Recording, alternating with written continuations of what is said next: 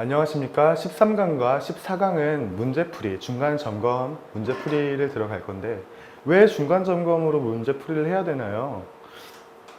지금까지 배운 게 양이 많죠. 근데 이 상태로 쭉 가다 보면 처음에 배운 거는 까먹게 돼요. 특히 식물학, 배전, 추출, 분쇄, 그리고 생두 이런 부분 외워야 되는 부분들이 많은데 짚고 넘어가지 않으면 분명 까먹게 돼요. 우리 뇌는 한정적이잖아요. 문제 다 풀어보셨나요? 어떠셨어요? 어려우셨나요? 실제로 출제가 되는 정도의 난이도로 만들어 놓은 건데 어려우셨다면 복습을 한 번 더 해보시는 게 어떨까 싶은데 1번부터 들어가 볼게요. 자, 생두의 구조에 대해 맞게 기술하는 것. 생두의 구조죠. 맨 마지막에 외가피가 있을 거예요. 외가피. 실버스킨은 바로 탈락. 생두를 볼 때, 체리를 볼 때 뭘 연상하라고 말씀드렸죠? 자두. 체리는 자두. 자두를 한번 연상해 보세요. 외가피 다음에 어떤 게 있죠? 우리가 먹는 부분, 과육이 있고 과육을 감싸고 있는 점액질이 있어요. 점액질 안에 보면 또 딱딱한 파치먼트가 하나 있고 파치먼트 안에 생두가 있는데 이 생두를 감싸고 있는 게 실버스킨이에요. 그래서 정답은 3번. 헷갈려 하시는 부분들이 이 파치먼트인데 생두가 이렇게 있으면 여기 바로 앞에, 바로 끝에 실버스킨이 감싸고 있을 거고 여기 아주 얇은 막 그렇게 얇진 않은데 얇은 막이 하나 있어요. 이걸 바로 파치먼트라고 해요. 생두보다 조금 더 크기가 크고 한 2배 1.5에서 2배까지 크고 이 파치먼트를 벗기는 게 바로 탈곡 과정이죠.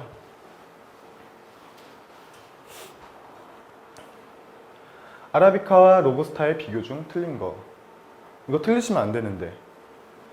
자, 전체 지방은 로부스타가 아라비카에 비해 적다. 맞죠? 아라비카가 지방이 한 15에서 16점 정도 있고 로부스타는 11에서 12% 정도 함유되어 있습니다. 일반적으로. 2번, 카페인의 함량은 로부스타가 아라비카에 비해 많죠. 2배 정도까지 많을 수 있어요. 아라비카는 좀 상대적으로 카페인이 적고 또 뭐가 적죠? 클로로겐산. 카페인과 클로로겐산 묶어서 외우시고 지방과 트리고넬린 묶어서 외우라고 말씀드렸죠. 더 많은 게 뭐고 더 적은 게 뭔지는 꼭 기억하고 넘어가시길 바랍니다. 클로로겐산은 아라비카보다 로부스타에 많다. 맞죠? 트리고넬린은 아라비카보다 로부스타에 많다. 틀렸죠? 트리고넬린 아라비카에 더 많습니다. 정답은 4번. 아라비카와 로부스타가 있을 때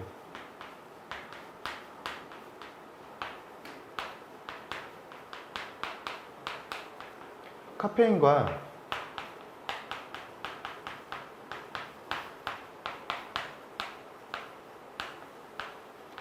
클로로겐산은 로부스타에 더 많고요. 트리고넬린과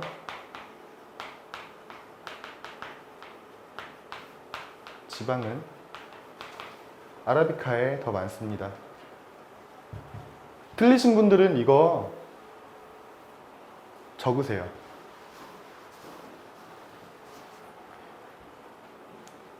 자, 커피 생산 연도에 대해 오래된 순서로 바르게 설명한 거. 오래된 거니까 첫 번째 뉴 크롭이 나오면 안 되죠. 올드 크롭, 패스트 크롭, 커런트 크롭, 뉴 크롭. 시험에서는 이 커런트 크롭이 잘 나오지 않을 거예요. 하지만 그래도 알아두시면 좋죠. 남들이 모르는 거 내가 하나라도 더 알고 있는 게 얼마나 매력적인지 아는 분들은 아실 거예요. 커피의 분류 기준 중 크기로 분류하는 국가는 밑에부터 볼게요. 인도네시아 어디죠? 뭐죠? 결점도. 코스타리카 생산 고도. 에티오피아 역시 결점도. 정답은 1번 콜롬비아. 브라질은 그럼 어딘가요, 여러분? 브라질은 뭐로 분류하나요? 결점도죠. 그러면 케냐는 크기. 멕시코 생산 고도. 과테말라 역시 생산 고도. 각각의 국가에 따른 등급 분류 기준을 알고 계셔야지 나중에 생두 이름을 볼 때 이건 어떻게 생산이 된 커피고 어떤 특징을 갖겠구나라고 생각을 할 수가 있죠.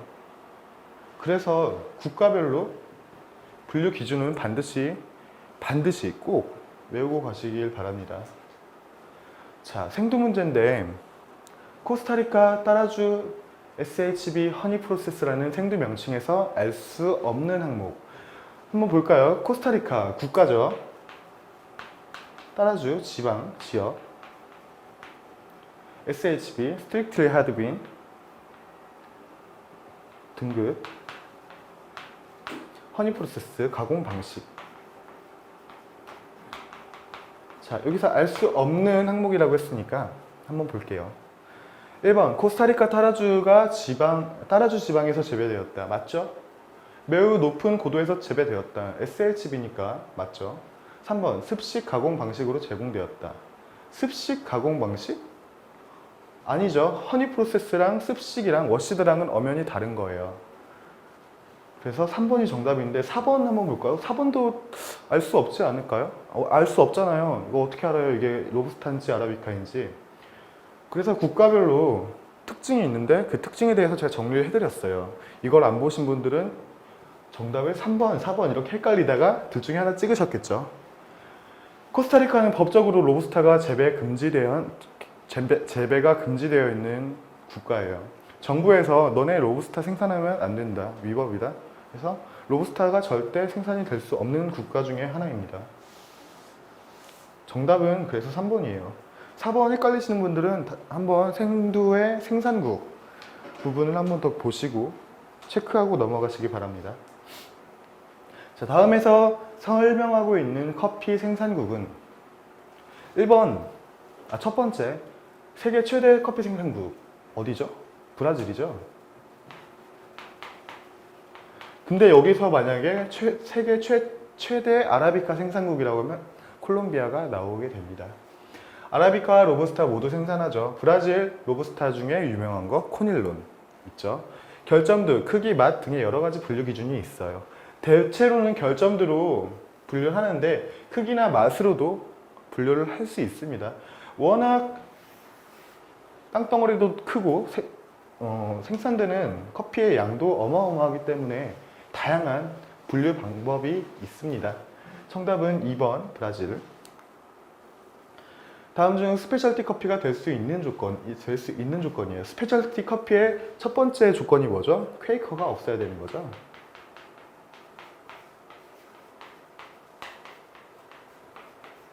이 퀘이커는 어떤 걸로 만들어진다고요? 미성숙두.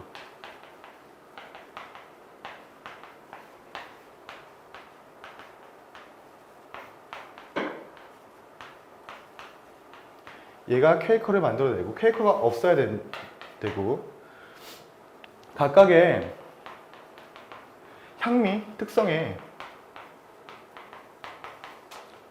특별한 어떤 노팅이 나올 것 그거죠. 뭐 산도에서는 어떤 느낌이 나고 프레그런스 아로마에서 어떤 느낌이 나고 마실 때 어떤 느낌이 나고 마신 다음에 어떤 느낌이 나는지 각각의 특성이 있어야 하는 게 아주 주된 특성인데 볼까요? 커핑 스코어는 80점 이상이죠. 그래서 79, 75 다 탈락. 그리고 94점 매우 높은데 퀘이커가 4개나 발생했어요. 이런 건 스페셜티가 될 수가 없죠. 그래서 정답은 4번이에요. 디펙트도 프라이머리 디펙트, 세컨더리 디펙트가 있는데 프라이머리 디펙트는 커피 맛에 영향을 많이 끼치는 안 좋은 결점도들을 말하고 세컨더리 디펙트는 몇 개 있어도 커피 맛에 그렇게 큰 결점은 주지 않는 결점들을 말해요. 그것도 역시 교재에 프라이머리 디펙트, 세컨더리 디펙트 나눠놨습니다. 한번 짚고 넘어가세요. 로스팅의 3대 원리에 대해 바르게 나열한 것. 그래프 기억하시나요? 높은 온도의 드럼에 생두를 투입하면 온도가 급격히 낮아지죠. 낮아지면서 다시 올라가요. 서서히 올라가는데 이 부분까지 건조라고 하고, 이 건조는 어디까지인가요? 하실 텐데 갈변이 되는 부분까지예요. 갈변이 되는 순간까지를 건조라고 하고, 이 건조 과정을 지나면 열분해, 커피의 향과 맛이 만들어지는 과정이죠. 열분해 과정이 된 다음에 바로 어느 지점에 도달했을 때, 내가 원하는 포인트에 도달했을 때 바로 냉각을 시키죠. 이 냉각이라고 해서 뭐 냉동고에 넣어놓고 냉장고에 넣어놓고 이런 게 아니에요. 단지 실온으로 꺼내서 찬바람을 씌우면서 식혀주는 과정이죠. 정답은 몇 번인가요? 열분의 건조 냉각? 아니죠. 건조, 열분의 냉각이에요. 2번. 숙성은 어떤 단계냐면, 원두에서 숙성이라는 거는 가스가 빠져나가는 시간을 말해요. 가스가 너무 많으면 추출이 방해가 될 수 있어요. 특히 에스프레소 같은 경우는 높은 압력으로 단시간 추출하는 거기 때문에 가스가 어마어마하게 많이 나와요. 그 가스가 많이 함유되어 있는 원두를 추출하게 되면 실제로 우리가 먹는 그 커피 추출액은 매우 적게 나와요. 어쩔 수가 없습니다. 그래서 숙성이 필요한 건데 에스프레소에만 거의 해당을 해요.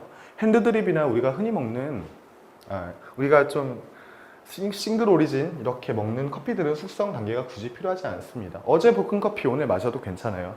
하지만 어제 볶은 커피를 오늘 에스프레소로 내리면 크레마가 이만큼이 나오고 우리가 먹는 추출액은 이만큼밖에 안 나와요. 아래 로스팅 단계를 약배전, 강배전 순으로 나열한 거, 이런 거 시험에 되게 자주 나온다고 말씀드렸는데 이 로스팅 단계는 꼭 외우셔야 돼요. 맨 처음에 뭐죠? 라이트, 시나몬, 미디엄, 하이, 시티, 풀시티, 프렌치, 이탈리안. 정답은 라이트, 시나몬, 미디엄, 하이, 시티, 풀시티, 프렌치, 이탈리안. 반드시 외우시기 바랍니다.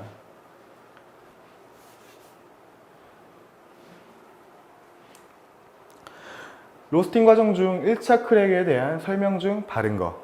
1차 크랙과 2차 크랙이 있는데 이 크랙은 어떤 거였죠? 탁탁탁탁 깨지는 소리죠, 생두가. 1차 크랙은 뭐죠? 생두 내부 세포의 탈수에 따라 조직이 파괴되어 발생하는 파열음.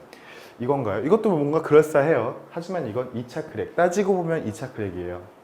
1차 크랙은 수분이 날아가면서 발생되는 압력과 탄수화물의 산화로 인한 이산화탄소에 의한 파열음이에요. 정답은 그래서 4번이에요. 3번. 생두가 로스터 드럼 내부에서 드럼 표면과 부딪혀 발생하는 파열음은 아니죠. 이거는 생두가 약해서 깨지는 경우인데 이런 경우는 사실 드물어요. 생두가 로스터 드럼이랑 부딪혀서 깨질 정도면 그 생두는 정말 문제가 많은 생두예요. 생두가 목질화되면서 내부의 여러 성분들이 타개되어 발생하는 파열음. 이거는 말도 안 되는 거죠. 목질화돼서 내부의 세포가 조직이 파괴되어 발생하는 파열음은 2차 크랙인데 생두가 목질화되면서 내부의 여러 성분들이 타개되어 발생하는 파열음은 아니죠. 탄다고 이 파열음이 발생하진 않아요. 2번은 사실 제가 막 지어낸 말도 안 되는 문항인데 혹시 2번 정답을 하신 분들은 좀 반성하셔야 하지 않을까. 자, 다음 중 커피 로스팅에 사용되지 않는 열은 전도열, 대류열, 태양열, 복사열 이렇게 있죠. 3번 정답 태양열이에요. 하나씩 짚어 넘어가 볼게요. 복사열은 뭐죠? 불이 열원이 직접 닿는 거. 선크림 생각하라고 말씀드렸어요. 자외선. 대류열. 사우나에서 찜질방에서 친구들끼리 부채 이렇게 그 뜨거운 데서 요게 대류열이고, 전도열은 어떤 전도체가 있으면 그 전도체로부터 열을 받아서 열을 받는 방식이죠. 전도열. 헷갈리지 마세요. 한번 태양열로 커피를 볶는 경우는 아예 없을 거예요. 로스팅에 따른 물리변화에 대한 설명 중 틀린 거. 물리변화. 모양이 어떻게 변하냐를 보는 거죠. 부피가 증가하고 밀도가 증가하고 질량이 감소하고 밀도가 감소한다. 그러면 2번 아니면 4번 중에 답이 하나 있겠죠. 밀도가 증가하나요? 감소하나요? 감소하죠. 생두에 조직이 있다면 이 조직이 벌어지게 되면서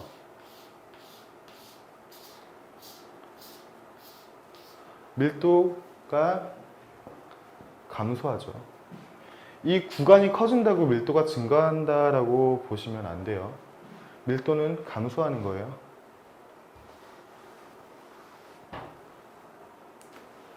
로스팅에 따른 화학 변화에 대해 바른 거. 이런 게 조금 어렵죠. 4번부터 볼게요. 카페인이 캐러메라를 일으킨다. 아니죠. 캐러메라는 어떤 게 일으키나요? 탄수화물이 갈변하는 반응. 탄수화물에 의한 갈변 반응이 캐러메라고요. 또 하나 있죠. 마이야르 반응, 메일러드 반응. 탄수화물과 단백질이 만들어내는 갈변 반응입니다. 3번 유리 아미노산과 유리 당류가 급속히 증가한다. 틀렸어요. 유리가 들어가면 무조건 감소한다. 급격히 감소한다. 거의 소실된다. 그쵸? 2번 지방과 클로로겐산 함량이 크게 증가한다. 지방은 거의 움직이지 않아요. 지방은 거의 다 남아있고요. 클로로겐산은 오히려 감소를 해요. 클로로겐산이 열에 되게 약한 편이라서 로스팅 속도에 따라, 로스팅 정도에 따라 급격히 감소합니다. 수분이 감소하며 갈변 반응이 일어난다. 맞죠? 이게 너무 당연한 소리예요. 수분이 감소하고 건조 단계가 있으니까 수분이 감소하는 건 맞죠. 그리고 색깔이 변하니까 갈변 반응이 일어난다. 로스팅에 따른 화학 변화에 대해 틀린 설명은 이거 좀 어려우셨을 거예요. 1번부터 볼게요. 원두 1g당 약 2.5ml의 탄산가스가 생성되는데 이는 생성되는 향기 성분보다 많은 양이다. 헷갈리죠? 이거 분명히 교재에 있었는데 탄산가스가 향기 성분보다 더 많이 생성됩니다. 기억하고 넘어가세요. 2번 생두에 함유되어 있던 5가지 유기산은 급격히 소실되며 강배전이 되며 모두 사라져버린다. 이거 무슨 말인지 잘 모르겠어. 잠깐 더 볼게요. 트리고넬린은 어패류에도 다량 함유되어 있으며 로스팅 과정에서 쓴맛과 비타민으로 분해된다. 그쵸? 유리 아미노산은 원두의 갈색과 향에 영향을 미치며 로스팅에 따라 급격히 소실된다. 맞습니다. 2번은 왜 틀리냐면 이 유기산이라는 거는 감소했다 다시 증가할 수도 있는 거고 증가했다가 감소할 수도 있어요. 근데 급격히 소실되면서 강배전이 되면 모두 사라져 버린다. 그러면 강배전인 커피들은 산이 거의 없는 건가요? 산이 아예 없는 건가요? 아니죠. 강배전이어도 신맛이 날 수 있는 거예요. 커피라는 게. 산이라는 게 모두 사라져 버린다는 말이 안 됩니다. 지금 한 번만 더 말씀드릴 건데 생두에서 원두로 바뀐다고 어떤 성분들이 있어요. 그 성분들이 모두 아예 없어져 버리는 거는 하나도 없어요. 조금씩은 남아 있고요. 아예 완전히 태우면 이 생두가 먹지도 못하게 완전히 숯처럼 우리 나무를 태우면 숯이 되죠. 그 숯처럼 익히지 않는 이상 모든 성분이 어떤 성분이 완전히 사라져 버리는 성분은 아무것도 없습니다. 블렌딩의 목적 중 틀린 거, 원가 절감, 블렌딩된 원두의 다양한 색상 구현, 새로운 향미 발견에 따른 차별화, 최적의 향미 밸런스. 다 맞는 것 같아. 다양한 색상 구현, 이게 뭐가 필요하죠? 그 블렌딩 방식 중에 하나가 있었죠.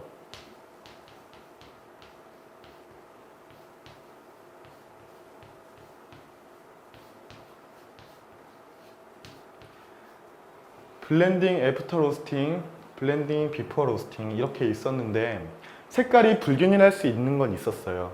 그게 뭐였죠? 로스팅을 하기 전, 각각의 생두를 로스팅한 다음에 그 다음에 블렌딩을 하는 거죠. 로스팅 후에 블렌딩을 하는 이 BAR 방식이 색상이 불균일할 수 있지만 맛은 오히려 더 좋을 거라고 말씀을 드렸는데 이 다양한 색상을 구현하기 위해 블렌딩을 한다. 이거는 좀 말이 안 되죠. 커피는 색상이 좋다고 맛있거나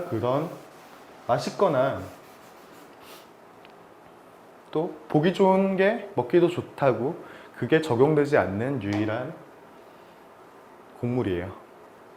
그래서 색깔이랑은 전혀 상관이 없습니다. 디카페인 커피에 대해 틀린 설명은 카페인 100%를 제거할 수는 없다. 맞죠? 모든 디카페인 공법이 카페인을 100% 제거할 수는 없습니다. 만약에 이 카페인 100%를 제거할 수 있는 기술이 나온다면 그분은 아마 떼돈을 벌 거예요. 최초의 독일 화학자 룽게에 의해 발명되었다. 맞죠?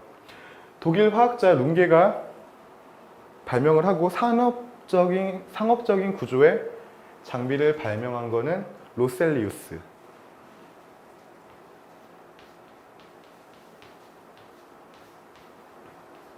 시험에 가끔 나와요. 룽게와 로셀리우스. 물 추출법은 가장 널리 쓰이는 방식이며 왜?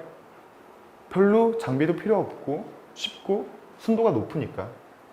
회수되는 카페인의 순도가 높은 편이다. 맞는 표현입니다. 맞는 문항이에요. 유기용매 추출법은 순수하게 카페인만을 추출할 수 있다는 점에서 안정성이 뛰어나다. 안정성? 유기용매를 넣음으로써 카페인을 추출하기 때문에 이 유기용매가 조금이나마 남아있다면 그게 안정성에 문제가 될 수 있어요. 벤젠, 클로로메탄 이런 여러 가지 성분들이, 용매들이 그리 몸에 좋진 않겠죠. 남을 수 있기 때문에 안정성이 뛰어나진 않습니다. 정답은 4번. 그리고 하나 더. 모든 카페인 추출법은 향미 손실도 가져올 수 있다는 점 반드시 기억하시길 바랍니다. 간단하게 13강에서 중간점검 문제풀이를 해봤는데 14강에서도 조금 더 어려운 문제풀이를 해보도록 하겠습니다. 감사합니다.